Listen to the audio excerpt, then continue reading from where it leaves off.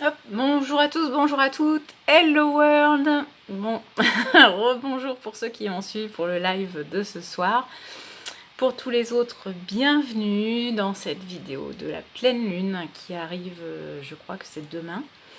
Je vous ai préparé le tirage de cartes, on le décrypte très rapidement. Moi j'ai cette notion où on a vraiment quelque chose qui est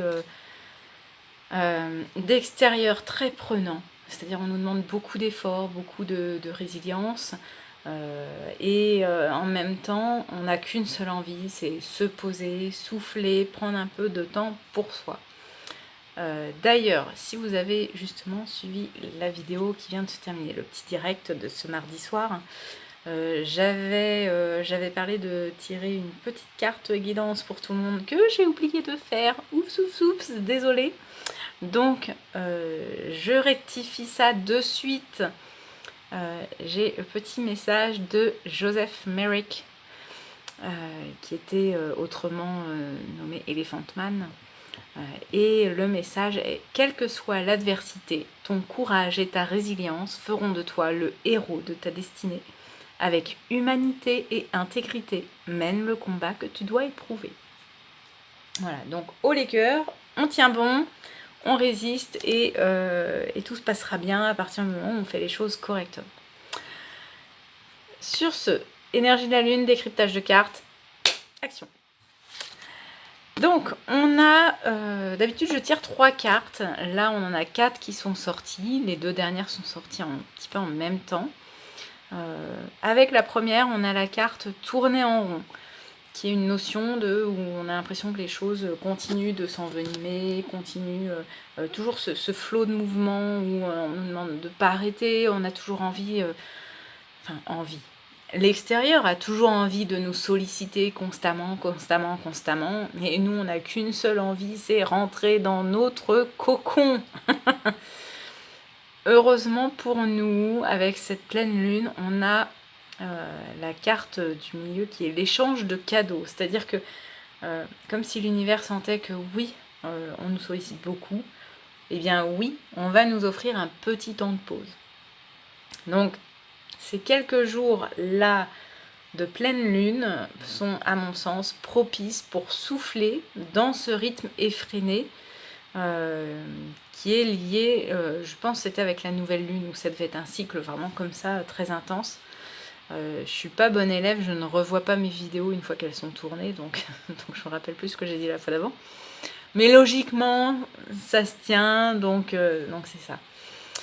Là, non, on va pouvoir avoir un petit peu plus de légèreté dans cette carte qui représente une petite fée qui sort d'une boîte cadeau avec un petit chat qui, voilà, comme s'il attrapait un petit papillon, un petit truc comme ça. Et en plus, en termes de numéros, on est 2 chiffres après le tourné en rond, c'est-à-dire tourné en rond, on était sur la carte numéro 25, là on est sur la 27.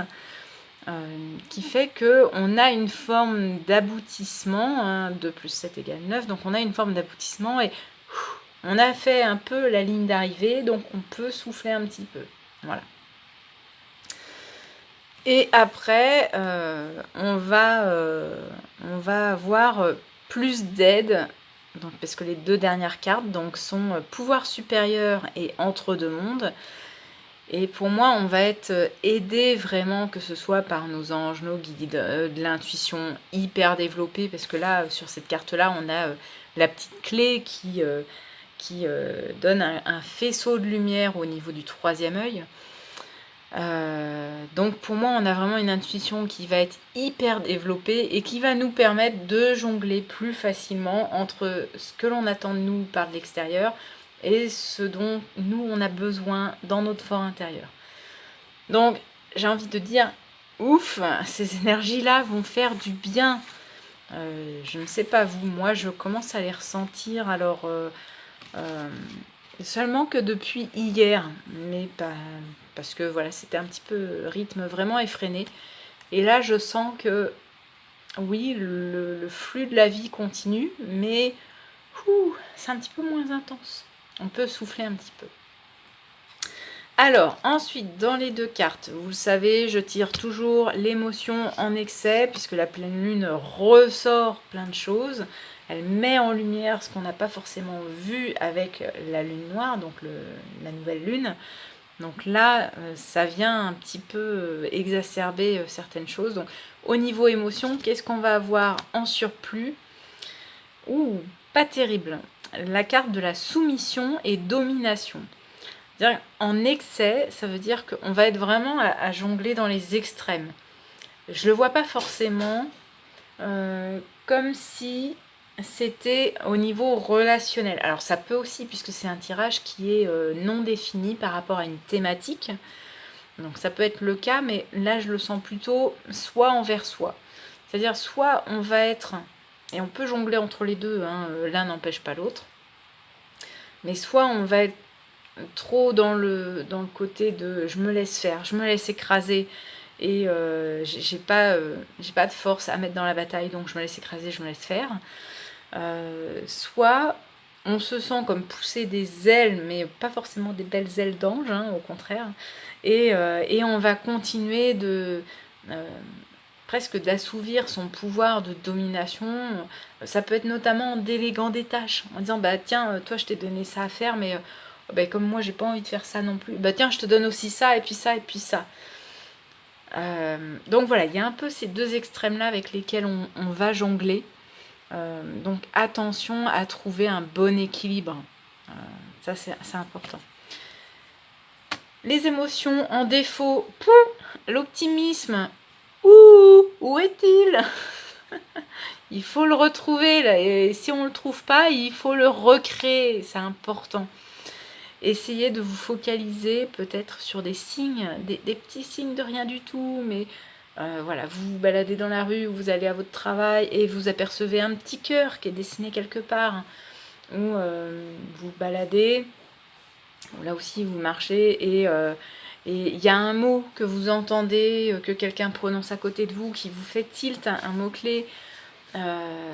Ou alors ça va être une affiche de publicité, pareil, il y a un mot qui va vous sortir et qui va vous frapper, pas au sens littéral évidemment, mais voilà, tout ça ce sont des synchronicités, des signes auxquels il faut se raccrocher, parce que quand on n'a plus trop d'optimisme, eh bien c'est dans les petites choses qu'on va pouvoir justement retrouver un petit peu ce côté-là, ce côté haut les cœurs. Allez, on s'accroche, on continue.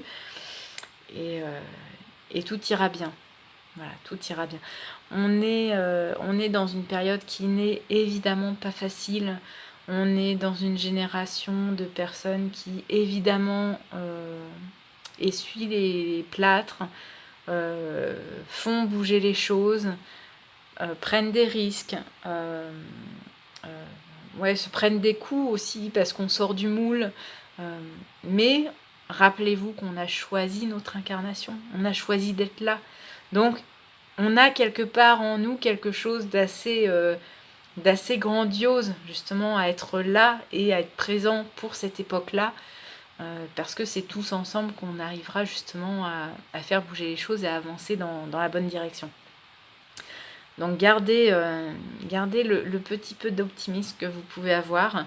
Ne le laissez pas s'éteindre. C'est important de le garder et vraiment je vous incite à trouver les petits bonheurs les plus simples. Voilà, c'est souvent ceux-là les plus vrais.